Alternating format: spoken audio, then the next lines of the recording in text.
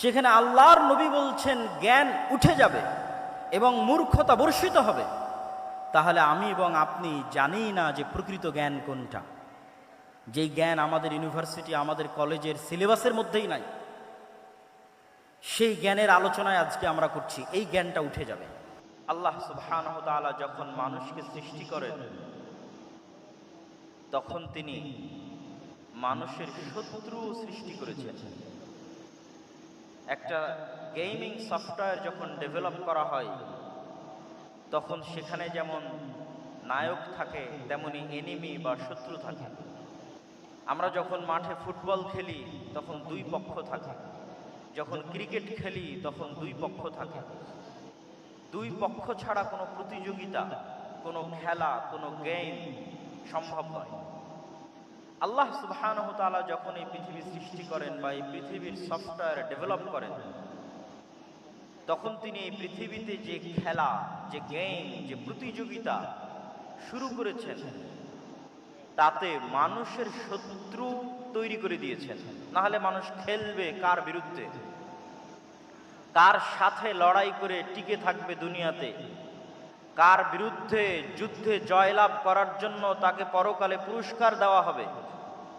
কার বিরুদ্ধে যুদ্ধ করে পরাজিত হওয়ার জন্য তাকে জাহান্নামে নিক্ষেপ করা হবে?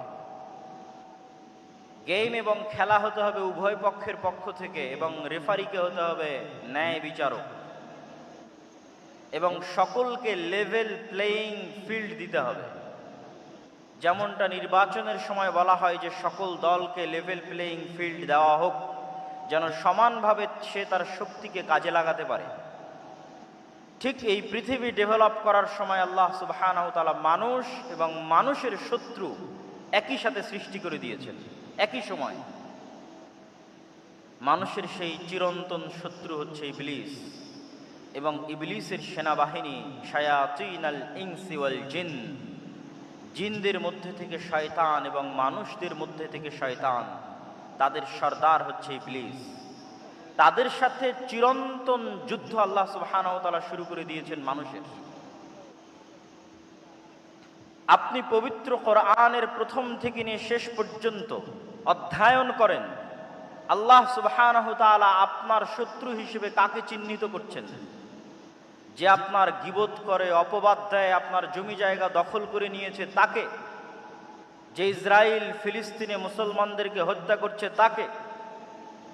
যে ব্রাহ্মণ্যবাদী কট্টরপন্থী যারা মুসলমানদের উপর অত্যাচার করছে তাকে। জি না, আল্লাহ সুবহানাহু ওয়া তাআলা পবিত্র কোরআনে বারবার মানুষের জন্য শত্রু হিসেবে চিহ্নিত করেছেন শয়তানকে। ইন্নাশ শাইতানা লাকুম আদুউম মুবিন, শয়তান তোমাদের জন্য চিরন্তন এবং চিরস্থায়ী শত্রু। এই জন্য আপনি যখন কোরআন তেলাওয়াত করতে যান, তখন আল্লাহ সুবহানাহু ওয়া তাআলা আপনাকে শিখিয়ে দিয়েছে যে কোরআন তেলাওয়াতের পূর্বে তুমি বলো আউযু বিল্লাহি মিনাশ শাইতানির রাজীম, যে হে আল্লাহ, আমি বিতাড়িত শয়তান থেকে পরিত্রাণ চাচ্ছি। শয়তানের অস্তিত্ব কতটা বাস্তব, শয়তান মানুষের কতটা ভয়ঙ্কর শত্রু, যে কোরআনের তেলাওয়াত পর্যন্ত শুরু হচ্ছে শয়তান থেকে পরিত্রাণ চেয়ে।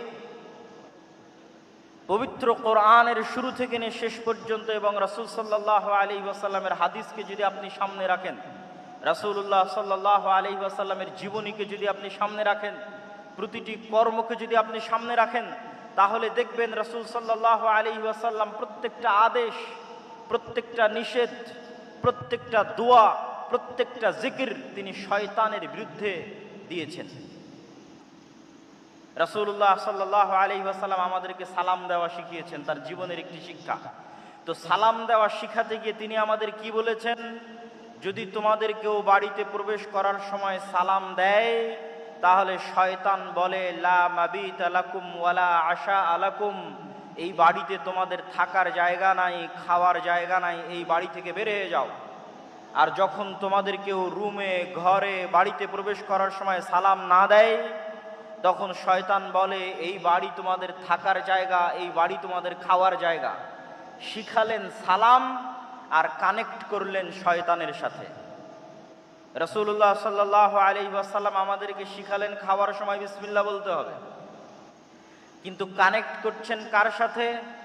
যদি তোমাদের মধ্যে কেউ খাওয়ার সময় ইদা আকালা আহাদুকুম ওয়ালাম ইয়াযকুর ইসমাল্লাহ, যদি তোমাদের কেউ খাবার গ্রহণ করে আর বিসমিল্লাহ না বলে, ইয়াকুলু মাআহু শাইতান, তাহলে শয়তান তার সাথে ওই খাদ্য গ্রহণ করে। শিখালেন বিসমিল্লাহ, কিন্তু সম্পৃক্ত করছেন শয়তানের সাথে। আপনি রাসূলুল্লাহ সাল্লাল্লাহু আলাইহি ওয়াসাল্লামের পুরো জীবনী উঠিয়ে ফেলেন, প্রত্যেকটা ধাপে, প্রত্যেকটা পদক্ষেপে, প্রত্যেকটা আদেশে শয়তান থেকে বাঁচতে, শয়তানের বিরুদ্ধে পদক্ষেপ গ্রহণ করা হয়েছে। তার মানে শয়তান অবাস্তব, অকল্পনীয় কিছু নয়। আমাদের চিরন্তন যে গেম আল্লাহ সুবহানাহু ওয়া তাআলা শুরু করে দিয়েছেন খেলা, এটি শয়তানের বিরুদ্ধে। এবং এই গেমকে, এই খেলাকে লেভেল প্লেয়িং ফিল্ড করার জন্য আল্লাহ সুবহানাহু ওয়া তাআলা মানুষের পক্ষে কিছু ঘোষণা দিয়ে রেখেছেন, শয়তানের পক্ষে কিছু ঘোষণা দিয়ে রেখেছেন। শয়তানের পক্ষে দুটি ঘোষণা। এক, ইবলিসকে পৃথিবীর সবচেয়ে ভয়ঙ্কর শক্তিশালী মেকানিজম আল্লাহ দিয়ে দিয়েছেন। আজকের এই উন্নত আধুনিক বিশ্বে মানুষ কত উন্নত, তারপরও মানুষ অন্তর থেকে অন্তরে কথা ট্রান্সফার করতে পারে না। মোবাইলের হোয়াটসঅ্যাপের মেসেজ বলেন, মেসেঞ্জারের মেসেজ বলেন, আজকে আমার আলোচনা বলেন, লাইভ ভিডিও বলেন, প্রত্যেকটাই আমাদের কান দিয়ে শুনতে হয়। আজকে যদি আমি আমার অন্তর থেকে আপনাদের অন্তরে মেসেজ ট্রান্সফার করতে পারতাম, আমাকে চিল্লিয়ে বলা লাগতো না, মেসেজে লেখা লাগতো না যেটা আপনি পড়বেন। কেন পড়ার দরকার? কেনই বা শোনার দরকার? আমাকে আল্লাহ এই মেকানিজম দিলে আমি এখানে বসে থেকে আপনাদের অন্তরে মেসেজ দিয়ে দিতাম। কিন্তু এই শক্তিশালী পাওয়ারফুল মেকানিজম আল্লাহ কাকে দিয়েছেন? আপনাদের জিজ্ঞেস করছি, কাকে দিয়েছেন? একটু জোরে বলেন তো, কাকে দিয়েছেন? শয়তানকে দিয়েছেন। ইউসবিসু ফি সুদুরিন নাস, মানুষের অন্তরে সরাসরি ডাইরেক্টলি মেসেজ দিতে পারে শয়তান, ওয়াসওয়াসা দিতে পারে শয়তান।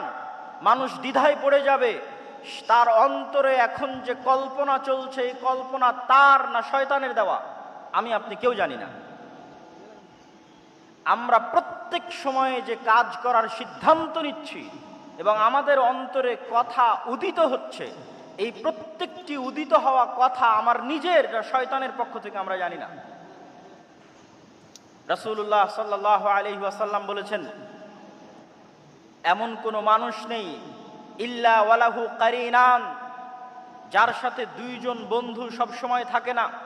কারিনুম মিনাল মালাইকা ওয়া কারিনুম মিনাশ শাইতান, একজন থাকে ফেরেশতা বন্ধু, আরেকজন থাকে শয়তান বন্ধু। প্রত্যেক মানুষের সাথে সব সময় দুইজন বন্ধু তার সাথে আছে, এক ফেরেশতা বন্ধু, দুই শয়তান বন্ধু। তার অন্তরে প্রত্যেক যা কল্যাণকর কাজের ইচ্ছা জাগে তা সে ফেরেশতার পক্ষ থেকে ইলহাম, আর তার অন্তরে প্রত্যেক যা অকল্যাণকর কাজের ইচ্ছা জাগে তা সে ওয়াসওয়াসা, শয়তানের পক্ষ থেকে। আজকে আপনারা এখানে উপস্থিত হয়েছেন, আমি উপস্থিত হয়েছি, এই যে আমাদের অন্তরে এখানে আসার ইচ্ছা জাগ্রত হয়েছে, এই কল্যাণকর কাজের জন্য আমাদের ফেরেশতা বন্ধুর পক্ষ থেকে আমাদের অন্তরে কথা দেওয়া হয়েছে, আমাদের অন্তরে ইচ্ছা জাগ্রত করা হয়েছে। যাই সকালে যখন ফজরে ঘুমিয়ে থাকছি, রাসূলুল্লাহ সাল্লাল্লাহু আলাইহি ওয়াসাল্লাম তখনও বলেছেন শয়তানের কথা। যদি বাস্তব না হতো তিনি কেমনে বলতেন? তিনি বলছেন, শয়তান তখন মানুষের মাথার কাছে গিয়ে বলে, নাম নাম নাম ইন্নাল লাইলা লাতাবিল, হে আদমের সন্তান ঘুমিয়ে থাকো, ঘুমিয়ে থাকো, রাত এখনো অনেক লম্বা।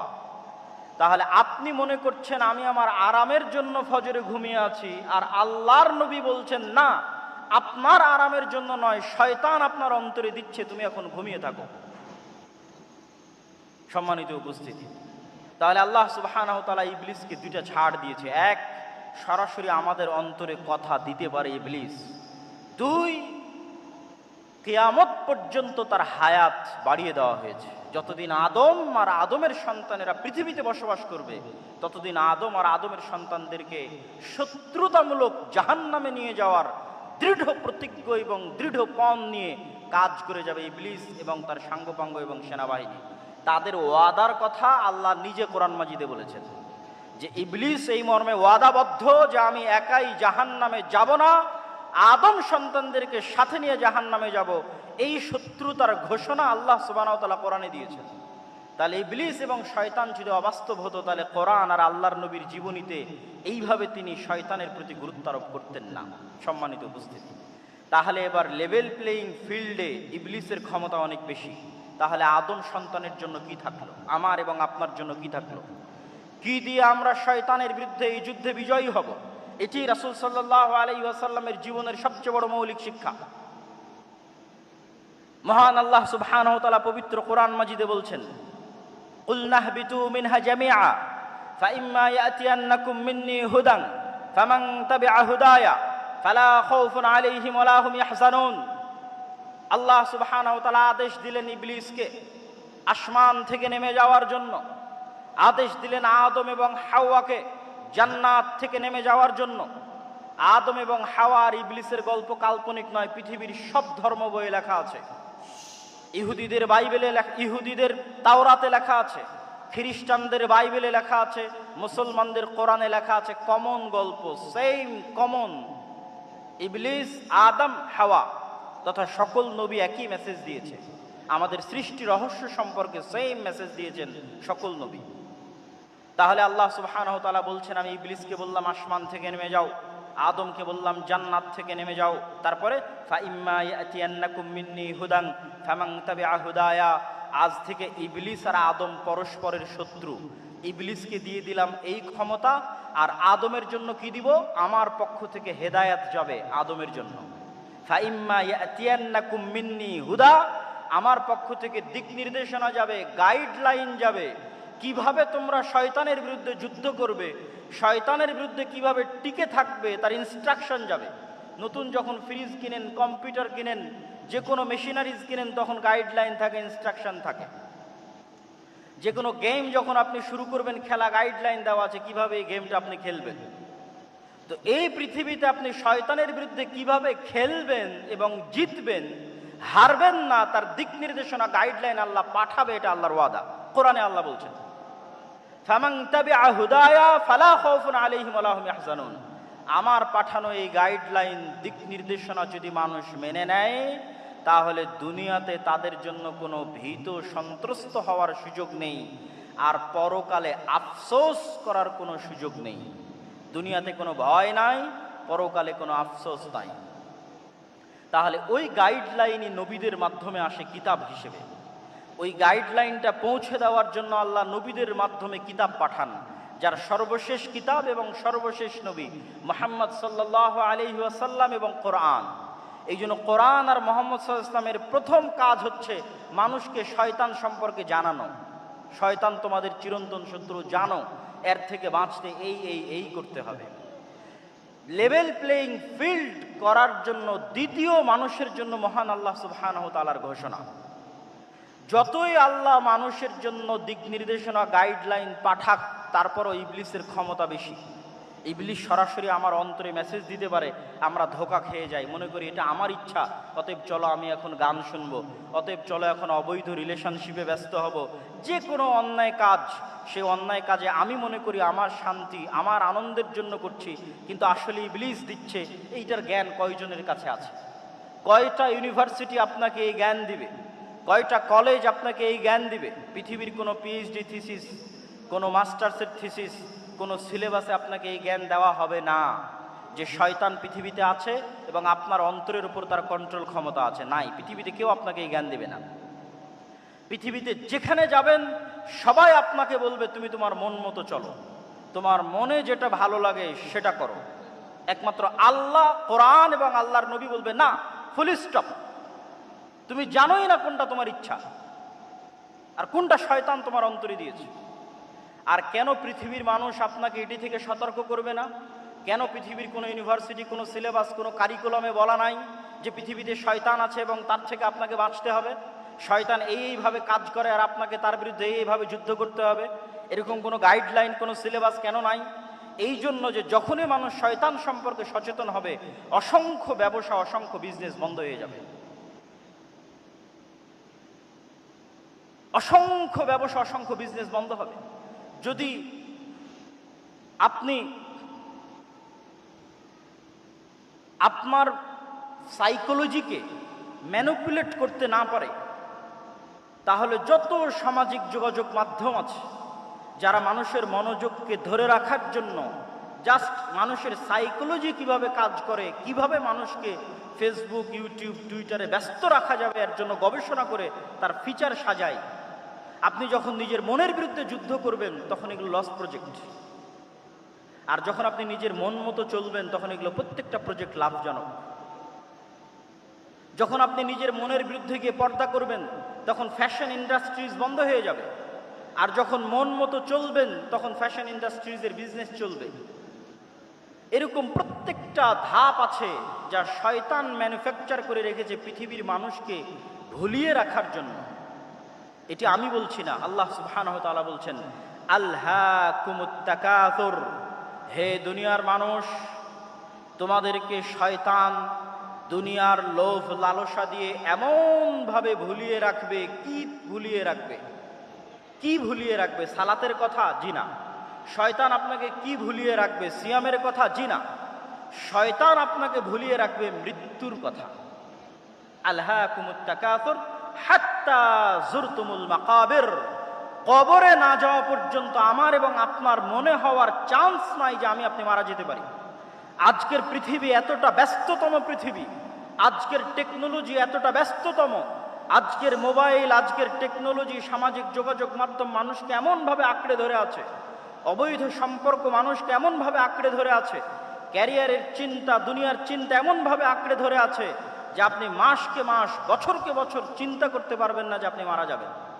হাত্তা যুরতুমুল মাকাবির। আর এটাই শয়তানের টার্গেট, যেন আপনি কোনোদিন ভুলেও স্মরণ না হয় যে আপনি মারা যাবেন। কেননা যখনই স্মরণ হবে আপনি মারা যাবেন তখনই আপনার মধ্যে অস্থিতিশীলতা কাজ করবে, আপনি শান্তি খুঁজবেন। তখনই তো আপনাকে কোরআন বলবে তোমার চিরন্তন শত্রু হচ্ছে শয়তান। সম্মানিত উপস্থিতি, তাহলে কি আলোচনা করছিলাম? যতই আল্লাহ সুবহানাহু ওয়া তাআলা আমাদের জন্য গাইডলাইন দিক, তারপরেও পাওয়ারফুল ইবলিস আমার অন্তরে মেসেজ দেওয়ার জন্য। তাহলে আমার জন্য ছাড় কোথায়, অফার কোথায়? আল্লাহ সুবহানাহু ওয়া তাআলা এবার আমাদের জন্য ছাড় এবং অফারের ঘোষণা দিচ্ছেন। এটা হচ্ছে ইসলামের আরেকটি বড় মৌলিক মূলনীতি। সেটি কি? শয়তান মানুষকে গাইডলাইন থাকার পরেও ওয়াসওয়াসা দেওয়ার মাধ্যমে পথভ্রষ্ট করতো যত গুনাহ করাবে, যত গুনাহ করাবে, যত ভয়ঙ্কর থেকে ভয়ঙ্কর গুনাহ হোক না কেন, শিরকের মতো গুনাহ হোক, হত্যার মতো গুনাহ হোক, জেনা ব্যভিচারের মতো গুনাহ হোক, যত বেশি পরিমাণে গুনাহ হোক না কেন, আসমান জমিন ভর্তি গুনাহ হোক না কেন, আল্লাহ সুবহানাহু ওয়া তাআলার পক্ষ থেকে মানুষের জন্য অফার শয়তানের বিরুদ্ধে যাওয়ার জন্য, শয়তানকে পরাজিত করার জন্য। যে এত বিশাল লম্বা গুনাহের পরেও মানুষ যদি অনুসূচিত হয়ে আল্লাহ সুবহানাহু ওয়া তাআলাকে বলে, হে আল্লাহ আমার ভুল হয়ে গেছে, আপনি আমাকে ক্ষমা করে দিন, তাহলে মানুষের কে গুনাহ করার জন্য শয়তান যা চেষ্টা করেছে, যা পরিশ্রম করেছে, সকল চেষ্টা, সকল পরিশ্রমকে পণ্ড করে দিয়ে আল্লাহ সুবহানাহু ওয়া তাআলা মানুষকে ক্ষমা করে দিবেন। বলেন আল্লাহু আকবার।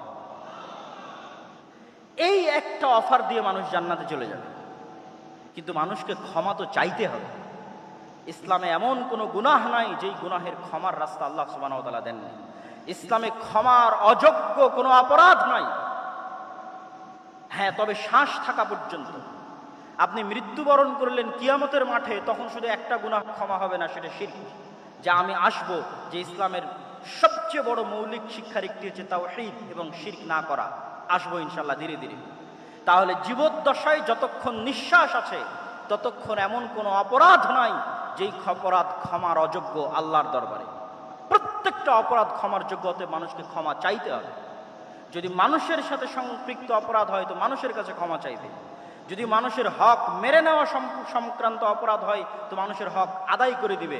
যদি আল্লাহর সাথে সম্পৃক্ত গুনাহ হয় তো আল্লাহর কাছে ক্ষমা চেয়ে নিবে। এই ক্ষমা চাওয়ার মাধ্যমে সেই ইবলিসকে পরাজিত করবে। কিন্তু ইবলিস আপনার অন্তরে ভয় দিবে। ইবলিসের একটা বড় বিজনেস হচ্ছে মানুষকে দারিদ্রতার ভয় দেখায়, মানুষকে নিরাশা করে। লা তাকনাতু মির রাহমাতিল্লাহ। ইবলিস আপনাকে ভয় দেখাবে আপনি অনেক বড় গুনাহগার, আপনি ক্ষমা চাইতে পারেন না, আল্লাহর দরজা আপনার জন্য বন্ধ হয়ে গেছে। আপনার অন্তরে হতাশা সৃষ্টি করবে। এটাই শয়তানের বিরুদ্ধে যুদ্ধ, যে ইসলামে কোনো হতাশা নাই। আপনি গুনাহগার যত বড়ই হন না কেন, আল্লাহ সুবহানাহু ওয়া তাআলার কাছে ক্ষমা চাইলে আল্লাহ ক্ষমা করে দিবেন। এবং ইসলামে দারিদ্রতারও কোনো ভয় নাই, সেই পয়েন্টগুলো তো আমি আসবো ইনশাআল্লাহ। তাহলে শয়তানের এই আলোচনা থেকে এতটুকু কি পরিষ্কার হলো যে নবী এবং রাসূলকে পাঠানো হয়েছে, কোরআনকে পাঠানো হয়েছে মানুষকে একটা গাইডলাইন দেওয়ার জন্য, শয়তানের বিরুদ্ধে যুদ্ধ করার জন্য। কিন্তু এই জ্ঞান, এই যে গাইডলাইনের যে জ্ঞান, শয়তানের অস্তিত্বের যে জ্ঞান, এই জ্ঞানগুলো একসময় পৃথিবী থেকে উঠে যাবে এবং মানুষ পশুতে পরিণত হয়ে যাবে।